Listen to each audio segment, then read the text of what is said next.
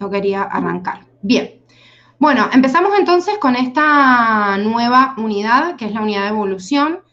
Es una unidad que está bastante conectada con la unidad anterior, o sea, necesito algunos conceptos previos de ecología para entender este proceso de cambio de las especies, y justamente también está relacionado con las unidades que vienen, porque la definición de los organismos y la clasificación de todos los reinos, que empezamos a ver ahora, también depende de esta teoría evolutiva. ¿Sí? Deben haber visto evolución alguna vez en la escuela, por lo menos está dentro del DCP, o sea, del diseño curricular provincial.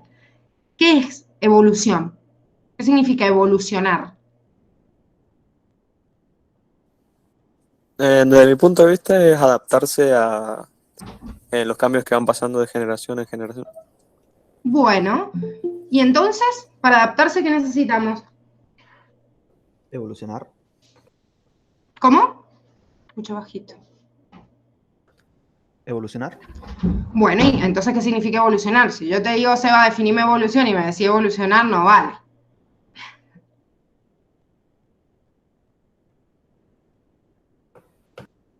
Desarrollar nuevas características.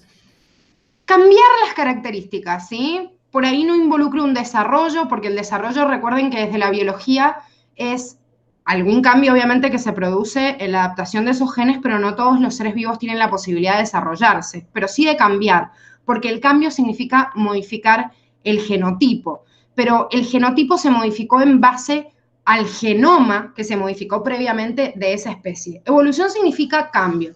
Esto que dice ese de adaptarse al nuevo medio, la verdad es que a veces es cierto y a veces no, y por eso es lo que vamos a trabajar en esta unidad. A veces un cambio no necesariamente tiene que ver con algo que realmente me refleja una adaptación, y justamente esto es lo que vamos a ver en evolución. Evolucionar es cambiar, eso quiere decir. ¿Sí? Evolucionar no significa siempre ser más positivo. Hay condicionantes del ambiente que llevan a que algunas características que cambiaron espontáneamente y al azar como una mutación se fijen y permanezcan, y otras no.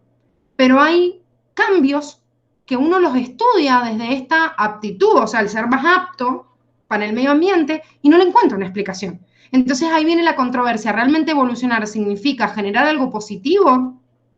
Lo usamos como sinónimo a veces en la nomenclatura, digamos, popular y no científica, pero no quiere decir lo mismo. Cambiar no quiere decir que ese cambio sí o sí sea para bien. El tema que hoy nos compete, vamos a ver si llegamos a ver todo, lo dudo, pero tenemos esta primera introducción de la teoría de evolución y las bases genéticas. Vamos a ver si alcanzamos a ver esta segunda parte de bases genéticas, pero por lo menos vamos a introducir la parte de la teoría de evolución. Entonces, definimos a la evolución como el conjunto de cambios en las poblaciones biológicas a través de las generaciones, ¿sí? No del individuo, sino de la población. Esto que por ahí digo, ay, este individuo evolucionó. No, mentira, los individuos no evolucionan, sino que evolucionan las poblaciones, y necesito muchas generaciones para poder comprobarlo. Bien, ahora, históricamente deben haber visto, y esto en la escuela ya se los enfocan así, por eso la introducción de la facultad arranca desde la comparativa entre Lamarck y Darwin, y bueno, Wallace, que vamos a ver quién fue, y que en realidad también propone las premisas de la evolución. Durante muchísimo tiempo, cientos y cientos y cientos de años, se creyó que en realidad las especies estaban fijas, ¿sí? En el tiempo, o sea que no cambiaban. Había un plan creacionista de un ser superior que diseñaba estratégicamente las especies que habitaban sobre la Tierra, y este plan creacionista opacaba las ideas que por ahí podían haber en paralelo. Y ojo, no son ideas que existieron siempre, porque si nos remitimos incluso al siglo IV a.C., Aristóteles hablaba de la escala de un individuo en la escala natural, o sea, como hablaba de que una medusa podía llegar a aspirar a ser hombre, o sea, ir ascendiendo en la escala natural, y quiere decir que ya planteaba esta idea de que las especies cambian en el tiempo, pero durante más de 2000 años esto estuvo opacado por las ideas de la Iglesia Católica, y se pensó que las especies no cambian en el tiempo. Oponerse a eso significaba perder la cabeza, o sea, ir derecho a una guillotina. Entonces, era muy difícil contradecirlo. Lamarck es muy importante, fíjense, trabajando entre el siglo XVIII y siglo XIX, porque Lamarck fue el primero que impone esta idea de cambio y que se acepta a nivel de la comunidad científica. Obviamente, lo que proponía Lamarck, la herencia de caracteres adquiridos, después quedó descartado, pero para el momento fue un avance muy importante desde la ciencia el proponer que las especies tratan de adaptarse al ambiente. No sé si se acuerdan o si lo han visto en la escuela, pero si vieron Lamarck, les deben haber puesto el ejemplo de la jirafita, y Lamarck decía que las jirafas que antes, y hay registro fósil que lo evidencia, tenían un cuello cortito y ahora las jirafas tienen un cuello largo. Entonces, ¿qué decía Lamarck? Y la jirafa hizo como un esfuerzo para alcanzar el alimento que estaba en el árbol más grande, y de esa manera el aumentar, o sea, el uso de ese órgano, que en este caso serían los músculos del cuello, permitieron que llegara hasta el alimento. Entonces esta característica pasa a la descendencia. Esto es herencia de caracteres adquiridos. La idea de cambio y adaptación al ambiente es rescatable de Lamarck, obviamente en la era darwiniana, ya siglo XIX, casi XX. Sabemos que esta herencia de caracteres adquiridos no es cierto, ya que lo que nosotros modificamos en los genes autosómicos que condicionan al cuerpo no se pueden heredar. Sería tan ilógico como pensar que un tipo se encierra en un gimnasio y hace 55.000 repeticiones por día, tienen unos músculos terribles y va a tener un bebé que van a ser todo trabado. O tipo me hago un tatuaje y voy a tener un bebé que tiene el tatuaje. O sea, esto es herencia de caracteres adquiridos. Lo que yo hago en vida y con mi cuerpo, en las células somáticas, no pasa a la descendencia, sino que se modifican las gametas. Pero en este momento no se sabía ni qué corno era la gameta, ni tampoco dónde estaba el ADN. Recuerden que las teorías del ADN, dónde estaba el ácido nucleico, hallado en el núcleo, es del siglo XX, ¿no? Del siglo XVIII. Entonces, sin conocer todo esto, era bastante atinado su idea de cambio de las especies con el tiempo, pero no se conocía el mecanismo. Es más, Darwin y Wallace, que proponen la teoría, en realidad se conoce como darwiniana porque tipo Darwin tenía más poder adquisitivo para imponerse en la comunidad científica, pero en realidad llegaron a la misma conclusión, habla de que hay características que se heredan y otros que no. No se sabía tampoco el mecanismo y la verdad es que se hablaba en ese momento y Darwin defiende una herencia mezcladora, que esto lo vimos en genética. O sea, meto en una licuadora todos los genes de papá y mamá, hago un batido y sale más o menos un individuo que es parecido a algunas características a la mamá, otro al papá, pero no sé bien mediante qué mecanismo se lleva a cabo. Y no se conocía bien el mecanismo porque si bien Mendel es contemporáneo de Darwin. O sea, mientras Darwin hacía su viaje en el Beagle, reconectaba un montón de datos, Mendel estaba en su monasterio haciendo cruzas genéticas con los guisantes, pero nunca se cruzó la información entre ellos. Es más, habíamos visto que Mendel trabajó, dejó toda una evidencia que 100 años más tarde, después de morirse, la comunidad se dio cuenta de lo importante que había hecho, pero en el momento se le cagaron de risa. Entonces, como fueron contemporáneos y esta información no se cruzó, se demoró mucho más después de la teoría darwiniana para juntarse con esta evidencia de la genética mendeliana y comprobar esta nueva fase. O sea que esto es el neodarwinismo, pero lo que vamos a ver primero son la introducción a esta teoría desde Darwin para después introducirnos en el neodarwinismo. Darwin hizo un viaje en el Beagle que duró 5 años, de 1831 a 1836, y en realidad puso a prueba en este viaje, es un viaje que en realidad estaba diseñado para armar el mapa de una zona que no se conocía, ¿sí? De América del Sur y América Central. Entonces, en diseño de ese mapa, Darwin aprovecha y en realidad busca un montón de evidencia de cosas que venía estudiando hace un montón de años para juntar a su teoría y le llevó años, no solo los años que estuvo en el Beagle, sino juntar la evidencia que tenía después de este diario de viaje que registró y poder deducir su propia teoría o exponer a la comunidad científica su propia teoría de la evolución. Pero en realidad se basaba o trataba de trasladar hacia la biología algo que desde la geología, y por eso aparece este importante, digamos, pensador desde la geología que es Lyell y que era amigo de Darwin, que proponía esta teoría del uniformismo. O sea, lo que se pensaba a nivel geológico es que los procesos que habían moldeado a la Tierra en ese momento también lo habían hecho en el pasado. Que esto también iba en contra del creacionismo, porque el creacionismo no solo me dice que las especies están estables en el tiempo, sino que se piensa que también geológicamente la Tierra era estable a través del tiempo. O sea, en la época de Darwin nadie hablaba, y esto es de mediados del siglo XX, nadie hablaba de la separación de los continentes. O sea, Darwin veía un continente y las islitas, y en ese momento nadie se le ocurría pensar que esto era un gran continente como Pangea que se fue dividiendo. Entonces, tenemos que tener esto en cuenta porque Darwin propone una teoría muy revolucionaria, pero le quedan baches. Un bache fue la parte genética que se resuelve cuando se une con la genética mendeliana. Y el otro bache importante es que muchos de los eventos no podían ser explicados bajo el modelo de una Tierra fija. y esto a mediados del siglo XX por un meteorólogo, o sea, nada que ver con la biología, se conoce, digamos, esta idea de que el mismo continente o las islas venían fragmentados de este mismo bloque, entonces se termina de entender la teoría darwiniana. Es más, esta teoría por ahí hasta contrarrestaba algunas ideas darwinianas. Entonces vamos a seguir trabajando con este concepto en todas las unidades siguientes, cómo se fue moldeando esta teoría darwiniana con el correr del tiempo. Darwin hace un registro impresionante, sobre todo registro fósil.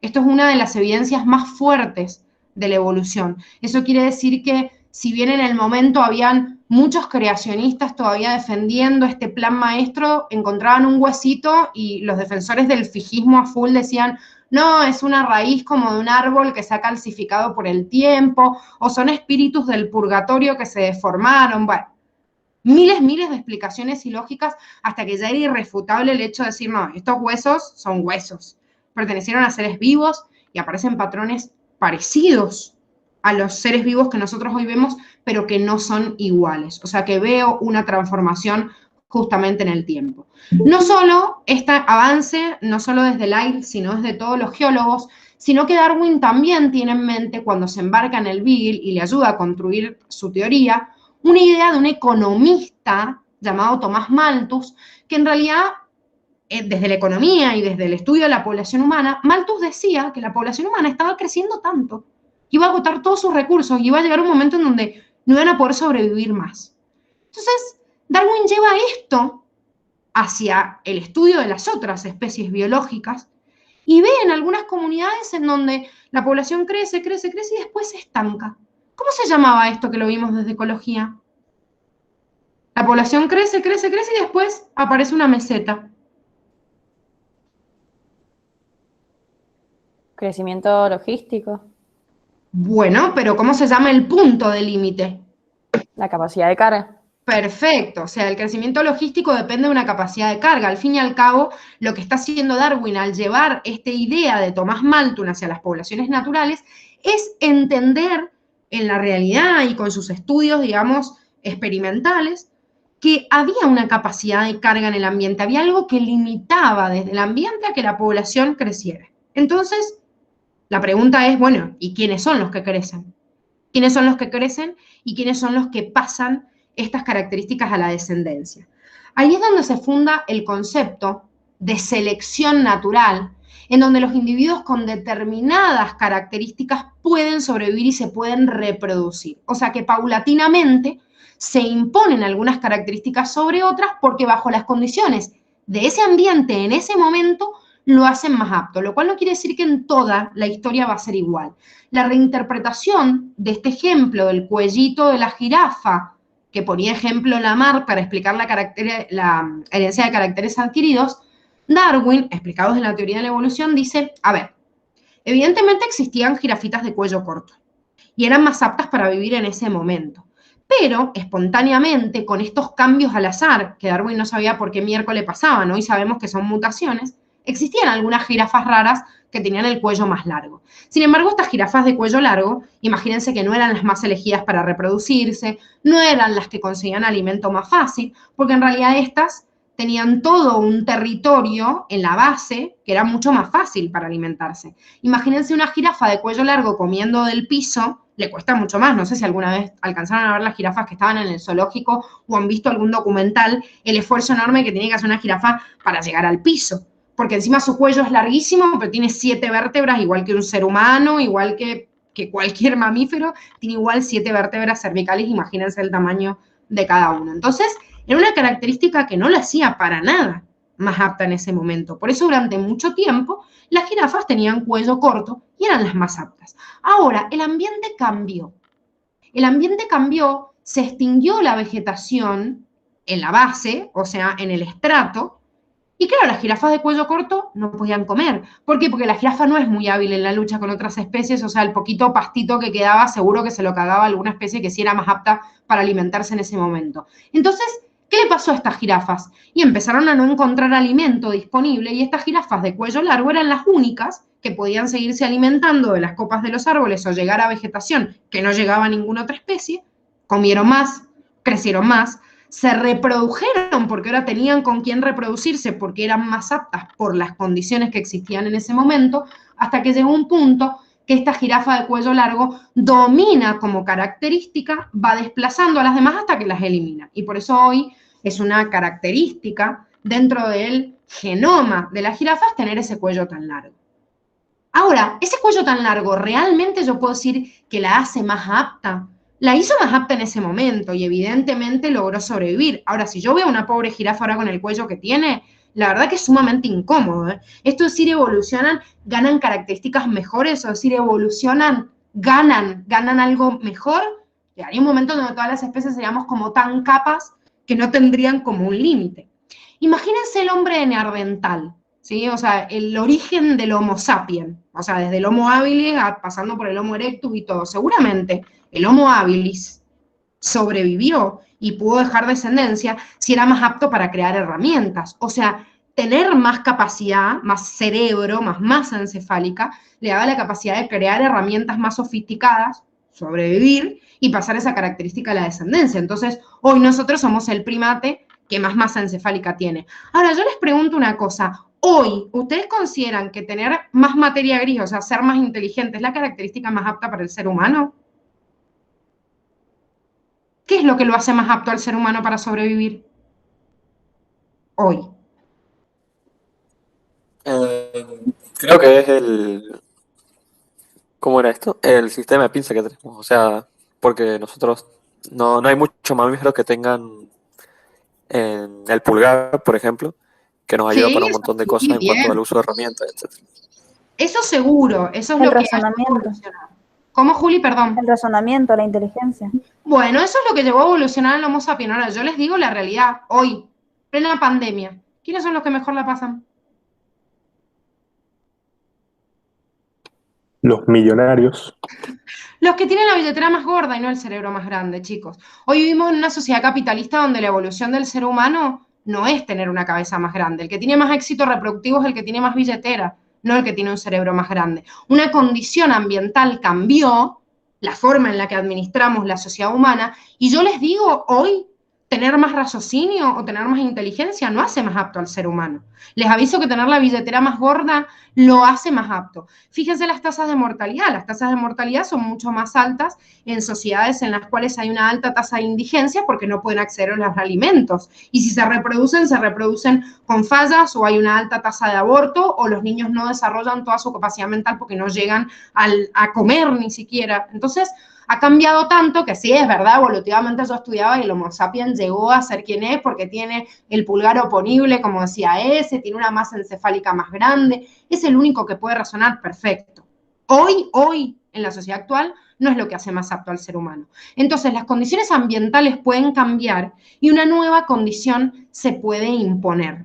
La sociedad humana es un ejemplo, como pueden ser un montón, seguimos siendo la misma especie, ¿sí? Pero puede dar cambios o transformación de esa especie. Es lo mismo que le pasó a esta jirafita. Seguramente la jirafa de cuello corto era más apta cuando encontraba alimento en el territorio y seguro le era más fácil reproducirse, hallar el alimento y todo. Esta jirafa de cuello largo no le es muy fácil ni esconderse, ni salir corriendo con tremendo cuello, ni alimentar a las crías, ni parir, ni nada. Pero la hizo más apta en su momento y se impuso esa característica. Entonces, evolución es cambio. Y ese cambio lo hizo adaptarse en un momento determinado a las condiciones del ambiente para que esa característica pase. Aunque todo esto puede ir cambiando justamente con el tiempo. Darwin estuvo mucho tiempo construyendo su teoría, es más, durante mucho tiempo la tuvo escondida, oculta, es más, el libro más conocido de Darwin, que es El origen de las especies, no lo publicó en el momento en que lo terminó, es más, lo guardó en un cajoncito y le escribió una carta a su esposa y le dijo que si a él algo le pasaba, que publicara su teoría, pero siguió trabajando durante un montón de tiempo. Sin embargo, en el medio del trabajo de su teoría le llega una carta de Alfred Wallace, otro evolucionista que también estaba estudiando en ese momento y llegó a la misma conclusión de la selección natural, y Darwin, por tener miedo a no exponer sus ideas y después que lo trataran de que le había robado las ideas a Wallace, o al revés, que Wallace le robara las ideas a él, empiezan a trabajar en conjunto y la verdad que en la sociedad de París, en la sociedad científica, exponen estas premisas de la evolución en conjunto. Sinceramente, se conoce más la teoría de Darwin y no como Darwin y Wallace, porque como estábamos diciendo recién, billetera mata galán, Darwin tenía más poder adquisitivo y se impuso más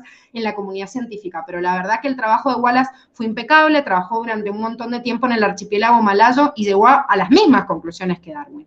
Entonces, es importante nombrar hoy que las premisas de la evolución no son de Darwin nada más, sino de Darwin y Wallace. ¿Qué conclusiones expusieron en la comunidad científica y desde ahí se impone la idea de la evolución? Primero, ambos habían observado, y muchos contemporáneos, la estabilidad en el proceso de reproducción.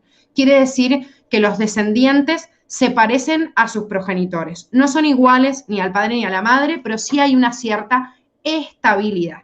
Sin embargo, cuando se reproducen, hay un menor número de descendientes que sobreviven del número inicial que se reproducen. Esto también lo estudiamos en ecología y hay un distinto patrón de mortalidad en cada uno de los grupos de poblaciones, en donde muchas veces se reproducen mucho, estos que tenían la estrategia R porque saben que poquitos van a sobrevivir, o algunos se reproducen más lento y cuidan más a las crías, pero había una diferencia importante entre los que se reproducen y los que sobreviven, o sea que había algo en el ambiente que hacía que estos individuos pudieran sobrevivir o no, y apoyaba también esta teoría. Por otro lado, si bien no se sabía qué era el ADN, ni dónde estaba, ni nada, sí se veía que habían variaciones en los individuos que empezaban a aparecer así como espontáneamente, pero solo algunas de estas condiciones eran heredables, algunas y no todas, que es lo que decía Lamarck, herencia de caracteres adquiridos. No, Darwin, Wallace veían que no todo se hereda. Aparece por ahí una característica espontánea, hoy nosotros sabemos que puede ser una mutación en una célula somática, y esto no pasa a la descendencia, ¿sí? O sea, solo pasa a aquellos rasgos que habían estado impuestos en las gametas y que podían pasar a la descendencia. Otra de las premisas de la evolución es que en realidad hay una interacción entre estas variables que estábamos viendo y el ambiente, lo cual hace que esa condición hereditaria que modificaba al azar a esta población podía para ese ambiente ser más apto o no ser más apto, poder reproducirse más o no dejar descendencia. Y esto, a través del tiempo, generación tras generación, es lo que conocemos como selección natural. Un grupo, una población, en esas condiciones del ambiente, en ese momento, si es más apto, puede sobrevivir y después reproducirse, va a dejar esas características en la descendencia y se puede acumular de tal manera que terminen diferenciando en dos especies distintas. Hay muchísimos ejemplos de todo este registro que dejó en el viaje al Beagle y los estudios que hizo en paralelo también Darwin, pero uno de los más conocidos y que van a dar muchos ejemplos acá son los pinzones, que se los conoce como pinzones de Darwin. Los pinzones son un tipo de pajaritos de los cuales Darwin estudió 13 especies distintas en 13 islas distintas de las Galápagos y comparó un montón de estrategias y vio que este pajarito no era exactamente igual que el otro, no era exactamente igual que el otro. Entonces, ¿a qué se debía que eran tan parecidos, pero a la vez tenían pequeñas diferencias? Lo que Darwin observaba en esto es que evidentemente la condición del ambiente de cada una de esas islas y los competidores que había en cada una de esas islas le posibilitaban a ese pajarito llegar a alcanzar determinadas características que no eran exactamente iguales a las de otro, pero que en algún momento habían estado conectados.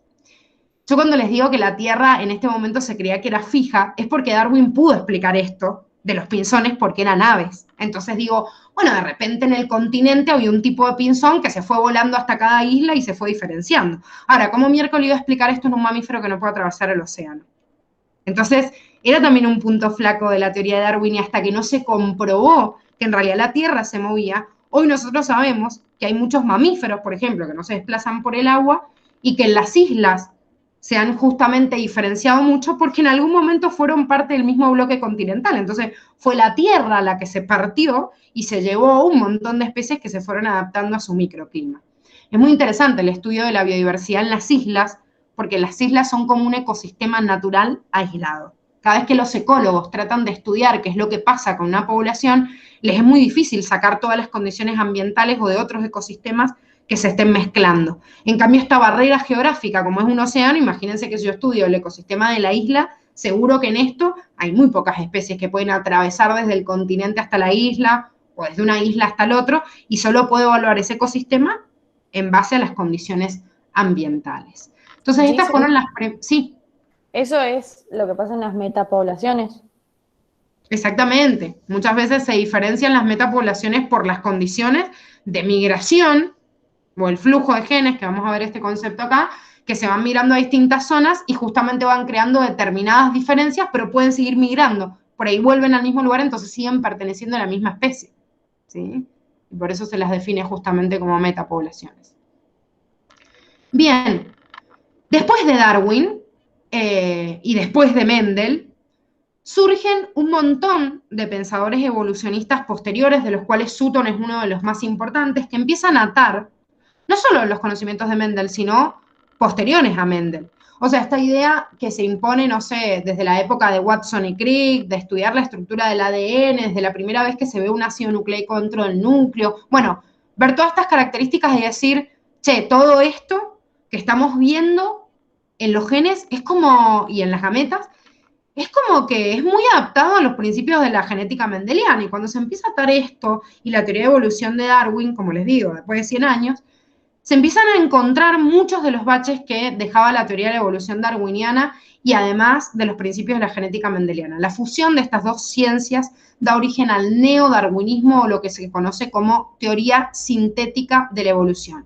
Obviamente hay teorías que se desatan desde ellas, pero en realidad gracias a este aporte de la genética sumada a la evolución podemos explicar, por ejemplo, a través de esta ingeniería genética, el descubrimiento de material genético que quedó retenido en las vías de las glaciaciones y pudieron reconstruir prácticamente todo el genoma de un mamut y compararlo con un elefante actual y ver que son tan parecidos. Entonces, digo, bueno, entonces evidentemente hay especies que vivieron, que incluso ya están extintas, pero no solo el registro fósil me dejaba marcas de esto, sino que hoy lo estudio desde la ingeniería genética y puedo comprobar no solo desde su esqueleto, que era el registro fósil era lo más fuerte para comprobar esto en la época de Darwin, sino que después de la época de Darwin hoy tenemos el registro del ADN y podemos comparar genomas y reagrupar especies y saber de quién derivaron o quiénes fueron en un pasado. Entonces, después de Darwin, queda claro la resolución de este debate entre el creacionismo y la evolución. Cada uno, chicos, en su casa puede ser creyente de lo que se le cante y si siguen creyendo que Dios elaboró el plan maestro de diseñar a las especies y creó todas las especies en 7 días, cada uno puertas para adentro cree lo que quiere, ya sea en la Iglesia Católica o lo que sea. Pero lo que tiene que quedar en claro, y esto ha generado luchas eternas entre la Iglesia y la ciencia, una lucha absurda, porque el creacionismo no es una teoría científica. ¿Sí? Pertenece al ámbito de la religión y no puede ser ni siquiera refutada. O sea, la teoría de la evolución es una teoría científica, tiene evidencias, se pueden llevar a prueba y encima es provisional, que quiere decir esto, que ahora lo explicamos de una forma, quizás mañana es distinto, porque encuentro otra evidencia que me refuta lo que estoy diciendo y además de esto es perfectible, quiere decir que cada vez la puedo como aumentar más, la evidencia que yo tengo, y perfeccionarla, ¿sí? No hay lugar a duda a desde lo científico, digo, no hay lugar a duda de la teoría de evolución y ya no vamos a retroceder de eso, ¿sí? Es absurdo una lucha entre un dogma de fe y una teoría científica, ¿sí? Entonces, ustedes, como futuros médicos, son científicos. Tengo que defender y tengo que entender esta evolución, que no se entiende nada de la biología después, sino apaña esta teoría científica, ¿sí? Hay un ensayo muy bonito y bastante interesante para leer sobre esto, una película que trae como alusión esta lucha entre el creacionismo y la evolución, y les digo porque es una lucha que hoy actualmente existe, ¿sí? O sea, chicos, conozco ahora, en pleno siglo XXI, profesores, compañeros míos, que los han echado de escuela católica por impartir ideas de la evolución. O sea, hoy en día hay escuelas católicas que prohíben la enseñanza de la evolución. Bueno, esto es un absurdo porque, como les vuelvo a decir, son dos cosas completamente distintas y no pueden ni siquiera ser comparables. ¿Sí? Bueno, vamos a cortar acá. Como les dije, esta parte de bases genéticas era medio difícil que lo alcanzáramos a ver. ¿A quiénes les toca mañana ir al instituto? A mí. A mí. Bien. Bueno, los que vayan, en realidad no solo mañana, porque ya después van a encontrarla